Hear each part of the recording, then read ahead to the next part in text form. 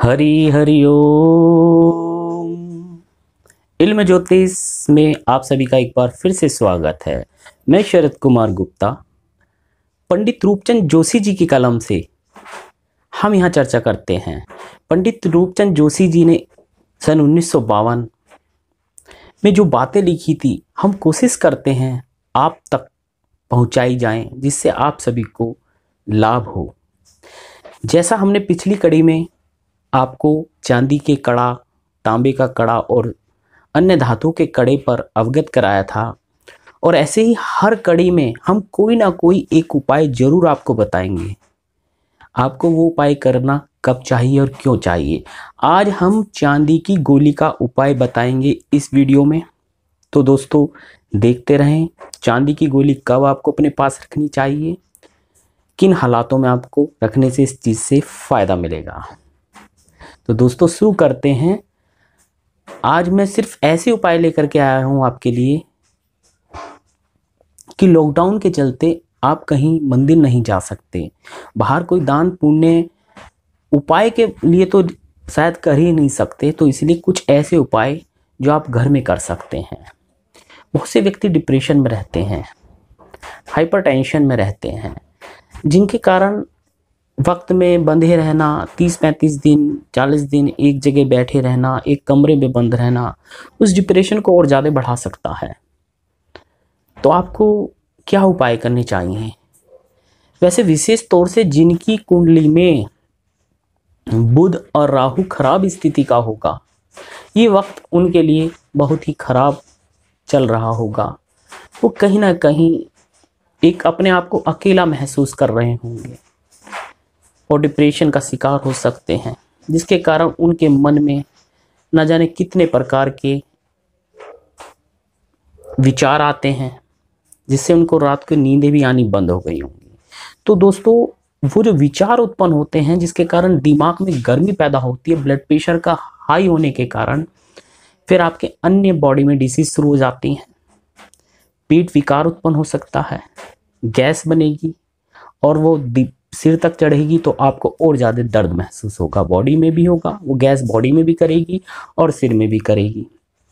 तो आपको इस लॉकडाउन के चलते मैं लाल किताब के कुछ ऐसे 4 या 5 आज आपको उपाय और टिप्स के रूप में देना चाह रहा हूँ कि आप अगर जो डिप्रेशन का शिकार बहुत लंबे समय से चल रहा है, आपको पैसे की दिक्कत चलती है, आपका मन उदास रहता है, या आपके घर में इस तरीके की व्याधियाँ हैं, लड़ाई झगड़े का माहौल रहता है, आप कभी भी एकांत स्वभाव में बैठने के बाद चिंतन करते करते डिप्रेशन में आ जाते हैं। यानी एकांत में बैठने से मन अच्छा होता है ध्यान से, मगर यहाँ उसका उल्टा होता है, वो हावी हो जाता है आपके ऊपर। तो आपको क्या उपाय करने चाहिए? लाल किताब ऐसे आपको कौन से उपाय बता सकती है? तो पंडित जी की कलम से मैं कुछ खास या 5 उपाय लेकर के आया हूँ आपके लिए। आप उन उपाय को करिए। आशा करता हूँ कि उपाय जैसे ही आप करेंगे आपको बहुत फ़ायदा होगा। तो देखते रहिए दोस्तों हमारा ये चैनल। मैं चाहता हूं दोस्तों, जो आप नए व्यूवर्स आए हैं, एक बेल आइकॉन होता है साइड में, उसको आप ऑन प्रेस करेंगे तो उसको डबल क्लिक करेंगे तो नोटिफिकेशन ऑन हो जाएगा, जिससे हमारे द्वारा बनाए गए वीडियो आप तक जरूर पहुंचेंगे। और सब्सक्राइब तो करना ही है आपको। वीडियो अच्छी लगती है तो अपने दोस्तों के साथ शेयर भी करना है।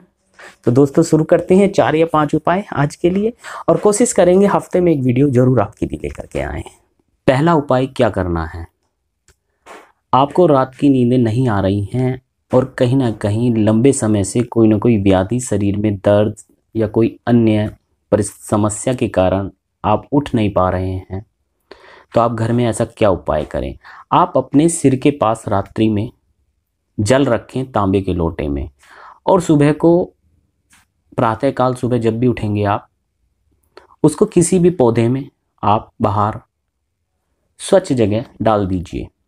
ऐसा आपने निरंतर करना है और 43 दिन आप इस उपाय को कर सकते हैं। तो दूसरा उपाय क्या करना है दोस्तों? हमारी बॉडी पर जितना भी मैल होता है और पसीना होता है, ये कहीं ना कहीं राहु और केतु के कारण बनता है। गंदा नमकीन पसीना, जिसके कारण हमारे बॉडी के रोम छिद्र बंद हो जाते हैं और ऑक्सीजन भरपूर मात्रा में बॉडी पर नहीं मिल पाती। और राहु का और केतु का उपाय सिर्फ चंद्रमा के द्वारा अच्छी तरीके से किया जा सकता है। इसलिए आप थोड़ा कच्चा दूध डाल करके पानी में प्रातः और उससे भी स्नान किया करें। और तीसरे नंबर पर मैं आपके लिए लेकर के आया हूं उपाय। आपको खाना खाना है वो किचन में अग्नि के पास बैठ करके खाएं, क्योंकि अग्नि मंगल का कारक है। जब जब मंगल के समीप आप खाना या भोजन खाएंगे तो गैस नहीं बनेगी पेट में, क्योंकि गैस का कारण कहीं ना कहीं राहु से कनेक्ट करता है। और राहु की गैस जब आपकी बॉडी में बनती है तो वो दिमाग तक चढ़ती है। इसलिए रसोइयों में बैठकर जो लोग प्राचीन काल में कह सकते हैं हमारे पूर्वज खाया करते थे, साझा चूल्हा बना करके जब खाया करते थे तो वे अच्छे हष्ट-पुष्ट रहते थे। तो इसलिए कोशिश करिए कि आप किचन में अग्नि के समीप 1 या 2 रोटी फुल्का जरूर खा लिया करें। और तीसरे नंबर के बाद मैं चौथे नंबर पर आपको एक टिप्स देने जा रहा हूं कि राहु की निगेटिव एनर्जियां होती हैं।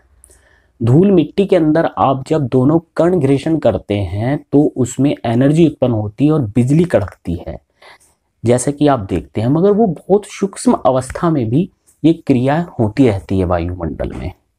और हमारे गेट के नज़दीक से आने वाली हवाओं के साथ धूल मिट्टी के जो कण आते हैं तो उसमें जो एनर्जी उत्पन्न होती है इलेक्ट्रॉन और प्रोटॉन के कारण, वो एनर्जी राहु को उत्पन्न करती है, जिनकी कुंडली में भी राहु मंदे घरों में बैठा है, खाना नंबर 1 में बैठा है या 8 में बैठा है।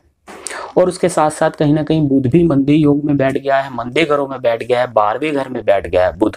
यानी कि बुद्धि हमारी सिर और उसके अंदर जो विचार चलते हैं वो राहु के हैं। सबसे पहले आपने प्रातः उठ करके अपने गेट को, मकान का जो मेन एंट्रेंस है उसको साफ करिए, वहां पर जल डालिए, जल में थोड़ा सा दूध डाल सकते हैं। ये उपाय आपने रोज करना है।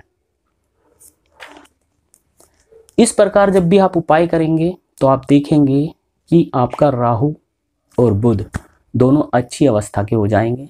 इस प्रकार से आप देखेंगे 4 या 5 दिन में आपकी एनर्जी बहुत ठीक होने लगी है।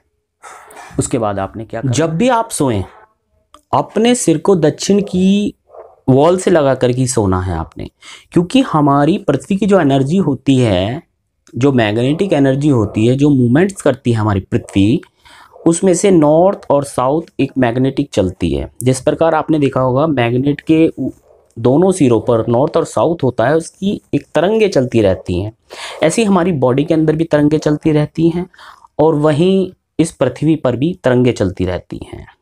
जब हमारा सिर दक्षिण की तरफ होता है तो वो घर्षण नहीं करता। आपने देखा है कि जब एक ही पोल को आप एक साथ मिलाएंगे तो वो फ्लैक्ट कर जाएंगे, दूर भाग जाएंगे। तो दक्षिण की तरफ सोएंगे तो हमारा उत्तर और दक्षिण मतलब कि अपोजिट रहेंगे और एनर्जी उसमें से प्रवाह होने लगेगी, आप अच्छी अवस्था में सोएंगे। ये साइंटिफिक कारण है। इस प्रकार आपने 2 या 4 उपाय अगर जो आप अपने जीवन में कर लेते हैं तो आपके जीवन में कभी भी स्वास्थ्य संबंधी दिक्कतें तो आएंगी ही नहीं। जैसा कि मैं बता रहा हूं कि चांदी की गोली किसको रखनी चाहिए? जिनके जीवन में बहुत ज़्यादा उतार चढ़ाव चलता रहता है, पैसा कमाते हैं, खर्च बहुत हो जाता है, मन में हमेशा व्याधियां चलती रहती हैं, किसी भी व्यवसाय में कहीं भी मन लगा के वो काम नहीं कर सकते, कहीं ना कहीं उनका राहु केतु डिस्टर्ब अवस्था का है। हमेशा ऊंचाई पे जाते हैं और नीचे आ जाते हैं। उनकी किस्मत हमेशा झूले के समान चलती रहती है। ऐसे झूले के समान जब आपकी किस्मत हो गई है तो चांदी की आप 4 ग्राम से ज़्यादा वजन की एक गोली बनवाइए, 99% की, 92% की भी नहीं बनवानी है। उसके अंदर हमें किसी भी प्रकार का खोट नहीं रखना है। आप सुनार से कहिए, अपने बनाने वाले से कहिए, आप उसकी बनाई 200-300 जितनी चाहिए तो उसको दें, मगर मिलावट ना करें। वो शुद्ध चांदी की गोली अपनी पॉकेट में रखनी है या उसमें कुंडा लगवा करके अपने गले में धारण कर लीजिए।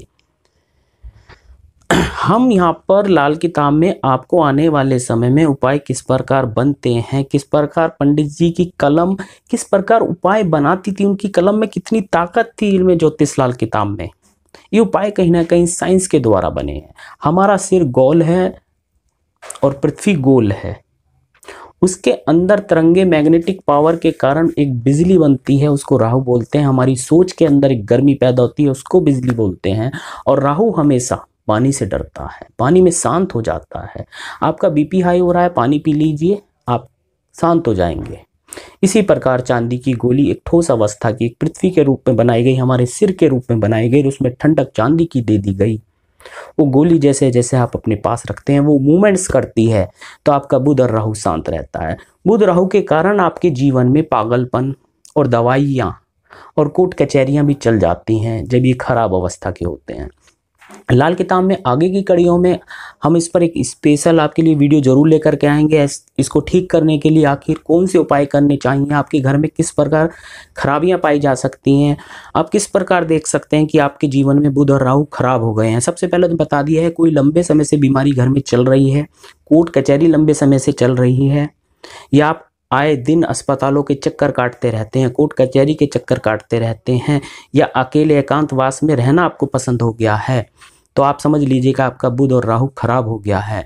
लाल किताब के अनुसार वीरानों में बहुत से उपाय किए जा सकते हैं, इस अवस्था में बाहर किए जा सकते हैं, मगर इस समय हम लॉकडाउन के चलते आपको उपाय नहीं बताने जा रहे हैं। सिर्फ घरेलू उपायों के माध्यम से आपको मन को शांत करना है और बुद्धि को शांत करना है। अगर जो ये उपाय मेरे द्वारा बताए गए अभी से आप करने लगेंगे और 40-45 दिन कर लेंगे, तो आपका व्यापार के लिए अच्छा डिसीजन मिल जाएगा, आपका व्यापार चलने लगेगा, आपका मन शांत रहेगा, पैसों के अंदर जो क्राइसिस आ रहे हैं, नुकसान आ रहे हैं, वे दूर होने लगेंगे।